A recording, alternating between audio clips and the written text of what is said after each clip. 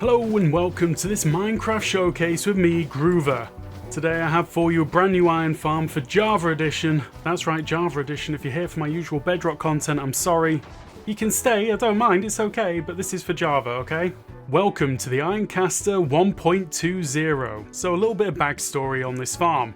Why did I decide to do a Java farm? I've been playing a Flat World series recently with people from the Truly Bedrock crew, and there was an iron farm and it wasn't very good, and that got me looking at the mechanics, and that got me hyper obsessed, because that's what I do when it comes to iron farms. I hyper obsess.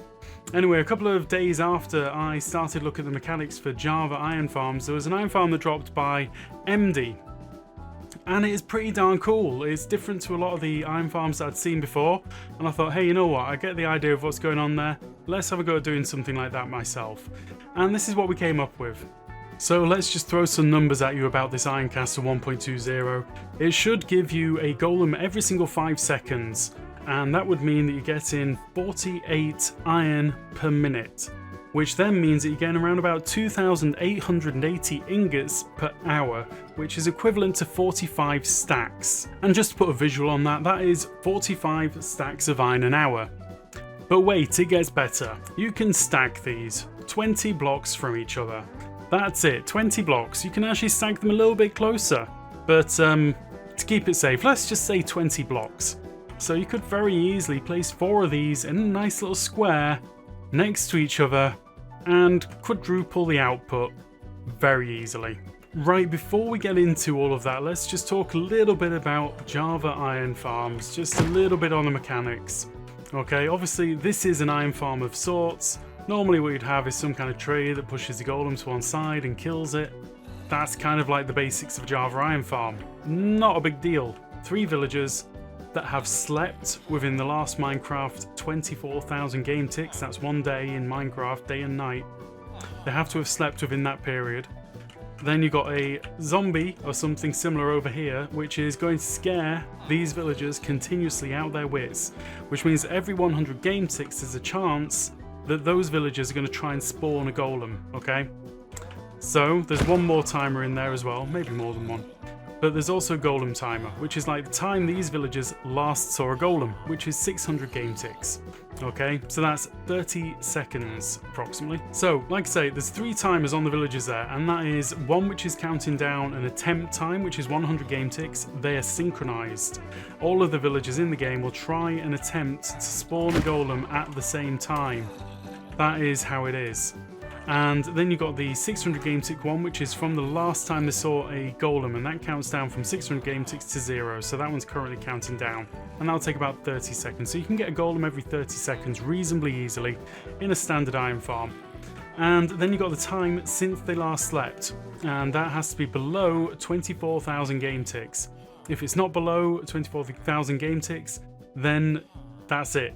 Game over. Won't work. This is why you normally see these zombies in water, so they're bobbing up and down, so they keep breaking the line of sight. So these guys at night sometimes think they can sleep, and that's just how it works. That is a very basic Java iron farm. Now let's look a little tiny bit deeper into those mechanics. So this is the villager buddy detection area, and you need 3 buddies to make an iron golem, okay? And it will detect the villagers within this area and see if they've also met the conditions for spawning a golem. If they all have, then boom, you get a new golem. But if you happen to have 4 villagers, then you're just kind of increasing the number of buddies that you need to meet the conditions. So you can have as many buddies in this area as you like, but the more buddies, the more problems you've got. So 3 is the optimum. If you have 2, it's not going to work. Right, so the next one that we've got going on here is the danger radius, and that is how far these villagers can see away from them possible threats. And as you can see, I've got this zombie right on the edge of how far away they can see the zombie. Different hostile mobs have got different ranges. So most mobs will be this kind of range, which is like 7 or 8 blocks from the middle of the villager. And then you've got other ones, which are the Pillager. Pillager's got the biggest range, and Zoglins have got quite a big range. I think Zoglins are about 10 blocks, and I think Pillagers are 12. So these are big ranges, big differences. So I've used pillagers in my build because then I've got more range, I need fewer hostiles. Right, finally, this is probably the most important one out of all of them, and this is the golem spawning range, which is in the green, and then you've got the golem detection range, which is in the white, okay? So these are the ranges within which the villagers see and perceive golems. The green one being where they'll spawn them, and the white one where they'll see them, okay? And then up above here, you can see above the villagers' heads, we've got different timers. We've got an attempt there at the top, which is that 100 game tick time, which I said, and the slept timer, which is when they last slept, and the golem time, which is when they last saw a golem. Because I've got a golem down here, that time is going to be continually resetting randomly for each of them. See, if we just keep an eye on this, what we'll find is that the bottom number goes down. Right, so the golem timer is getting down now, and what you'll see is that the bottom numbers reach 0, and then it will make the top number go yellow there. And that makes it a valid time to possibly try and spawn a golem. And that's all that you need, really. Golem spawns are kind of complicated, but I'm going to simplify it for you guys. That is that a golem will try and spawn when the attempt is correct, when all of the conditions are met, I believe 5 times. And in those 5 times, it'll check areas, 5 different areas, going vertically down. And to be honest, that doesn't matter. You don't care about that. Because if you have approximately 42 blocks, your chances of spawning the golem on cue is around about 99.9% chance, and that's as good as you can ask for. There's no point in going wild and filling up this entire area and trying to get 100% spawns, because, yeah, you're going to lose like 1 golem in every 1,000. You're not going to miss 4 iron in 4,000 iron, okay? So let's come back over and have a quick look at the Ironcaster 1.20. Now, what we've got here is we've got our 3 villagers, we've got our 3 beds. Every single night, those villagers can sleep. Let's change it up to night so you can see what's actually happening here. When the golems have the villagers have reached their standing position, they won't sleep because they are being aggravated by the pillager continuously. But as they're going over the top here, they'll actually teleport into the beds and then land in the landing position over here. Which means that every single night, after they've given a golem, they'll have a little nap, which is obviously the right thing to do. It's very tiring work for the villagers. So we've got the little fright pod at the front, and we've got the pillager over there who can see these guys, gives them a scare on cue, make sure that they produce a golem. Pretty simple. And then down here we've got the golem spawning area. The golem spawning area is based on something which I saw by Emby, and I thought, yeah, we need to use this. This is the only correct way of doing things, is getting the golem to glitch through the blocks it stood on and just drop straight down out of the area. And then down here we've got the golem kill area, which is outside of the detection range. So these guys can stand here, they can gather here, we can get thousands of golems down here. It doesn't matter because nobody can see them.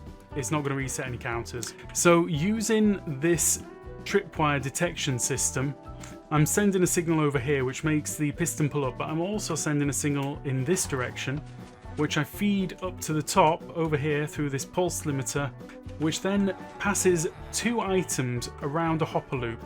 The items are at opposite corners so that they move in opposite points at all times, which means that if there's an item there, there's an item over there, and basically when this item moves into that hopper, the next item moves into the right place.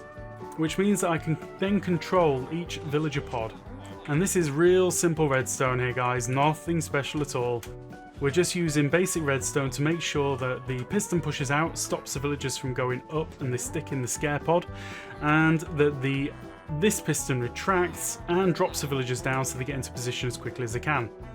Down here we're using soul sand to push up the villager into the scare pod as quickly as possible, and then we are using water sources to create a new source there so that the bubble column continues all the way up and over, so the villagers are out of the way as quickly as possible.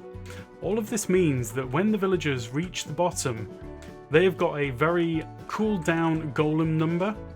They're outside of the buddy range, so these guys are not linking up, causing problems.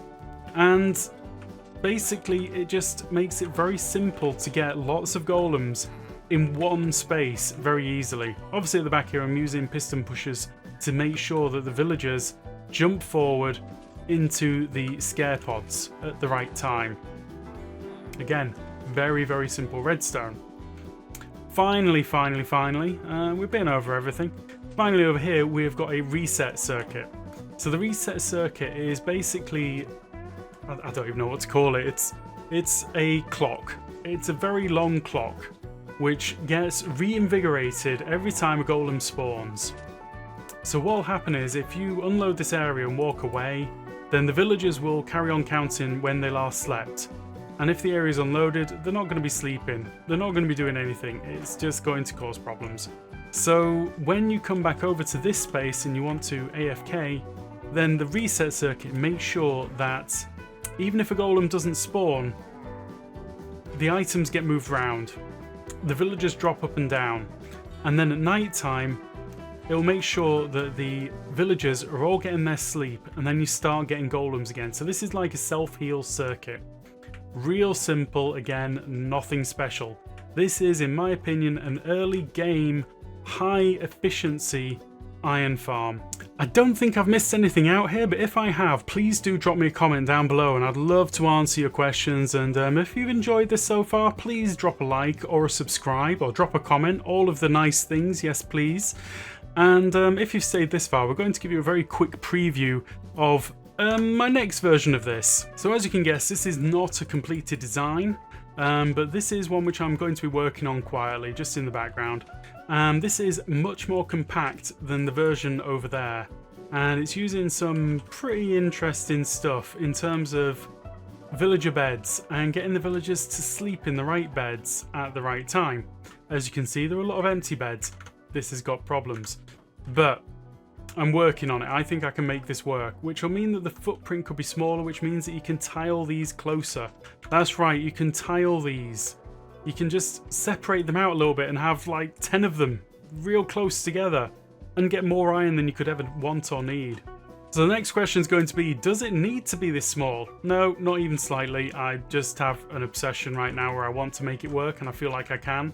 But I quite like this little circuit down here, where we're pushing in a redstone block which pushes up the piston to do this, which means that in a tight area where it's tight left and right, I can actually get everything done really quickly. I'm confident this will work. I just need to iron out a few issues in terms of the villagers and the beds. You know, the key element of the design. Anyway guys, that is everything that I've got to show you today. You should find the downloads like Matica and all those things down in the description. So if you want to build one of these, everything you need is down below. Pretty simple build, like I say, pretty early game. And that is the Ironcaster 1.20. Thank you very much and goodbye.